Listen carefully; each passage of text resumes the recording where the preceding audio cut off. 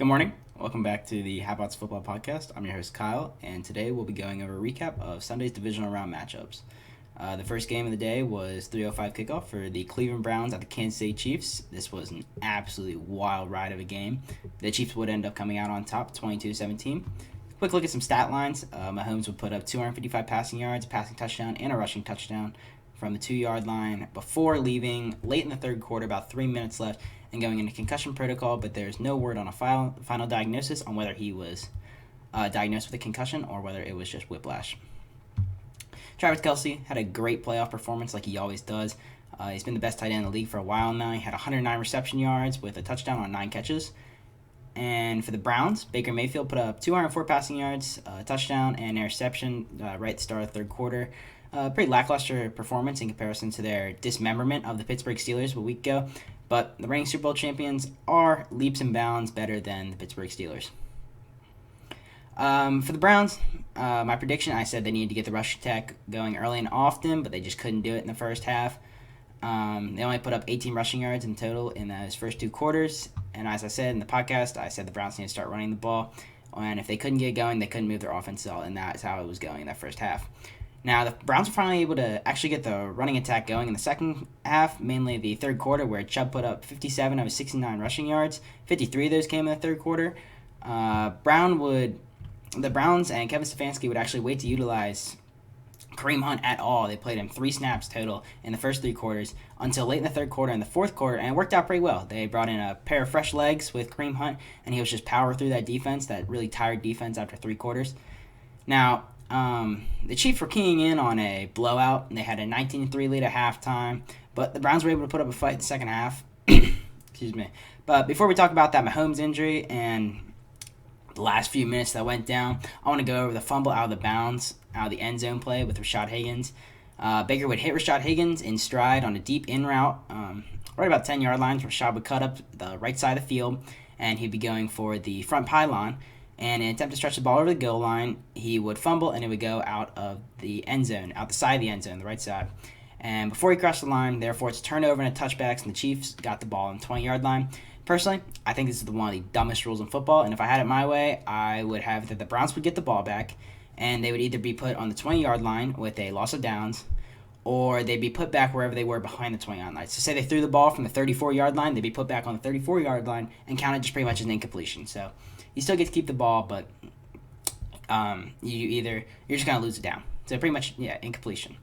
And we're not even going to mention the obvious helmet-to-helmet hit on Daniel Sorensen on the fumble. I think Daniel Sorensen is a incredible safety and completely underrated for what he does on that defense. I see him when I watch Chiefs play. I mean, he makes plays. I will see him in tackles. I will see him in pass coverage. I just think he's a very underutilized player and under-recognized player.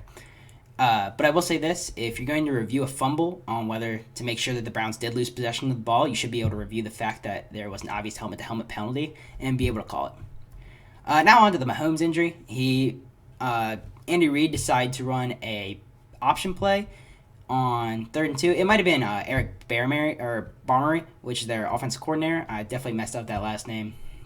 He's actually getting some head coaching looks from a few teams, but from the sounds of it, the interviews do not go well. So either way, Andy Reid or the offensive coordinator would call an option play on 3rd and 2 with Mahomes, and we tried to cut a field. Mac Wilson, the linebacker for the Browns, wrap his arms around Mahomes' neck and pretty much just knock the wind out of him. He would struggle getting up, and you could see it in his eyes. He just didn't know where he was. And after going to the blue tent in the locker room, he'd be ruled out at the very start of the fourth quarter.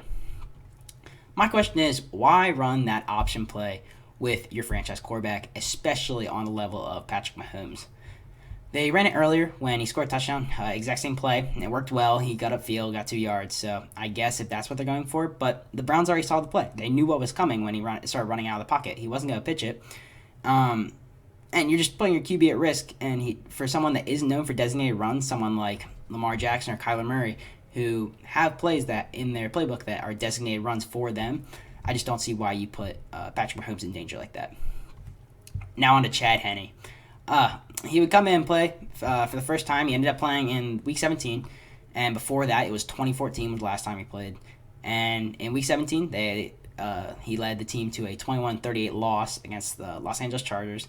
And he's been a backup quarterback for a while now, so obviously he's nowhere near the level of Mahomes is. But the hope for Kansas City was that they'd have their playmakers on offense finish the game for them, that including Travis Kelce, Tyreek Hill, Le'Veon Bell, Demarcus Robinson.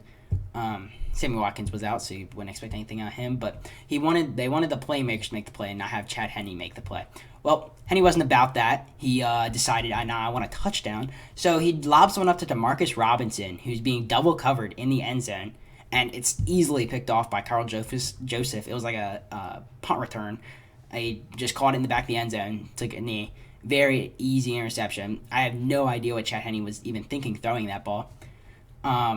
And maybe he was trying to target Tyreek Hill, but Tyreek Hill was in the middle of the end zone running a post route, and this was far right corner, which is only Demarcus Robinson was there. So nowhere near Tyreek Hill if that's who he was going for. The Browns would come out 3 and out on the 20-yard line punt. Absolutely blew their only drive left. They had a chance, but the defense, Chiefs defense really showed up there. Very underrated group. But the Chiefs came out. They got a sack on second down, and then... after they punted, the Chiefs came out, and Chad Henne would take a sack on second down, on second and 4, or on second and 8, and put it to 3rd and 14. And this is where Chad Henne challenges inner Lamar Jackson on 3rd and 14, scrambles, gets up, gets right to the edge of the line, and ends up with a 4th and 1. Now, Andy Reid would actually elect to go for it, and he let Chad Henne throw a game-winning pass to Tyreek Hill on a short under route. Tyreek Hill caught it, cut upfield, got the first down, stayed in bounds, knelt the ball, and it's a really ballsy call by Andy Reid to have your backup quarterback throw on 4th down with the game on line. And I mean, they're on their own 48-yard line. Turn the ball over there. Browns only got 48 yards to go. Go down, score a touchdown. They already have the lead. Don't even need the extra point. Wouldn't expect Cody Parkey to make it anyway. But I'm not surprised. That's something Andy Reid's been doing all of his career with the Eagles, with the Chiefs now. He's a ballsy guy. He's willing to take risks. Now, update on Mahomes and his injury. There's a good chance that he will end up playing in the AFC Championship coming up against the Bills. There was suspicion that he actually didn't even suffer concussion, but rather it kind of like got choked out by Malcolm Wilson's tackle around his neck and just had the wind knocked out of him and pretty much just got knocked out. And we'll actually see on the injury report here in a few days on whether we expect him to play or not. Even if he does play, I still have the Bills beating the Chiefs in Kansas City in the AFC Championship, but it'll be much more enjoyable of a game to watch Mahomes versus Josh Allen, two young, incredible quarterbacks showing their passing skills and pass-heavy offenses, than Josh Allen versus Chad Henne. For the Browns, great season. I mean, this is more than you would ever expect coming into this. Got their new head coach, fired Freddie Kitchens, brought in Kevin Stefanski first year. Someone meshed well with Baker Mayfield, and that's what Baker Mayfield has been looking for. He's looking for a coach that he can stick to. He's had 3 already in his 3 years, and he just needs someone, or make that 4 because they had an intern coach for a few years last year. He's had 4 head coaches now, and he finally found one that he can stick with. Kevin Stefanski's not going to leave after a few games. Browns got their first playoff win in 26 years. I think it was 98 was there, or 90. I think it was 95 was their last one, or 94. Either way, it was a wild card win back then. The only other playoff matchup was 2003 where they lost to the Steelers 33-36. And just overall, incredible bright future. They're going to be fighting in AFC for years to come now. Especially with that offensive line and that defensive line. They have some really talented players up there. Now, night game was Tampa Bay Buccaneers beating the New Orleans Saints 30-20, and from reports, this is believed to be Drew Brees' final game in the NFL. I'll cover that a little bit more here in a few minutes when I finish covering the game, but he said he's going to take time to think about his decision, but before the game, reports were that this would be it. For Tampa, Tom came out, put up 199 passing yards, 2 passing touchdowns, along with a QB sneak on the 1-yard line, scored a touchdown for a total of 3. But he wasn't really the star of the Tampa Bay team, and it was definitely just the defense overall. That Bucs defense would force 4 turnovers, having 3 interceptions, including 2 within the final 5 minutes of play, and a forced fumble against Jared Cook.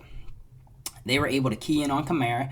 They held them to 85 rushing yards and 20 reception yards, 0 touchdowns. And they were able to render Michael Thomas just absolutely useless, holding him to 0 catches all game. Shout out to Carlton Davis in the 20 snaps that he covered Michael Thomas. He held him to 3 targets and 0 catches. Very underrated cornerback. I was not too sure who he was before, but I'll remember the name now. I believe he got one of the interceptions too. Might be wrong about that. Well, if this is Drew Brees' final game, it was not one he will look back fondly on. He ended up with 134 passing yards, 1 touchdown, Tre'Quan Smith, and 3 interceptions. A luscious career, which includes most passing touchdowns of all time, the most passing yards of all time, and a Lombardi trophy, should not end like that. But I think it is time for Drew Brees to hang up the cleats. He's got 4 young kids and a wife, and he needs to spend some more time with them, especially at 42 years old. I just think it's time to call it. And his play on the field is shown. I just don't know if he's going to have what it takes next year. They would end up bringing in Jameis Winston to throw a pass over 30 yards. And I just don't think you have the ability to keep playing quarterback in the NFL if you can't make those type of passes. But shout out to Drew Brees, amazing career, easily a first ballot Hall of Famer, and for coming in to the draft, going to Chargers with the whole arm or the elbow injury and how I think shoulder injury, the whole whether he was going to go to the Dolphins or whether they were going to sign. They ended up signing someone else and ended up in New Orleans. Perfect fit. Showed that height didn't really matter at quarterback. I think that was really good. Really great of him to show, hey, short guys can get it done too. Don't need to be 6'5", don't need to be Peyton Manning. But just a great overall career by him. Now, I think that a lot of people look back on how the Saints beat the Tampa Bay Buccaneers twice in the regular season, and somewhat easily at that, including a 38-3 win. And in Week 1, they beat them 37-24, I believe. But they just couldn't get it done in the playoffs. I think this is a testament to the fact that Bruce Arians and Tom Brady know how to adjust and how to win. Speaking of knowing how to win, and this ends up being Tom Brady's 32nd victory in the playoffs. That would give him double of second place of any quarterback, which is Joe Montana with 16. Another fact that really isn't surprising, it just shows the absolute dominance that Tom Brady has had over his career, is this is his 14th conference championship game. Second place being Joe Montana with 7. He is also becoming the 4th quarterback all-time to start for a team in both conference championships. Undisputedly, the greatest quarterback of all time. He gets it done without Bill, and I really didn't even think he needed to do that in order to solidify the greatest of all time. Also showed that what the Patriots looked like this year without him, a non-playoff team. But for the Buccaneers, they'll have to go into Lambeau and play the Packers. They did beat the Packers in Week 6, 38-10. But that was in Tampa Bay, and it was right around 80 degrees, really nice weather, and I think the Green Bay weather will have a huge difference on that game, and I think the Packers end up winning. They continue the hot streak that they're on. For the Saints, this offseason does not look good. Really rough. They're currently sitting at $95 million over the cap. There is going to be a lot of work to cut out for this front office, and even if they do try to make all the moves, I don't think they're going to get it done. I really don't think they're going to cut it under $95 million. I tried my best to work with the cap space on a website, and I tried to do as much math that I could, and I could try to find every kind of way to field a 53-man team that's starting next season under the cap. I just couldn't do it, obviously. I'm not working in the front office of an NFL team, but, I mean, that would be the hope later on in life. So I'm not them. They probably know more than I do, but I just don't think that they're going to be able to complete it. They're going to end up having to pay an enormous fine with the amount of money that they're going to be over the cap.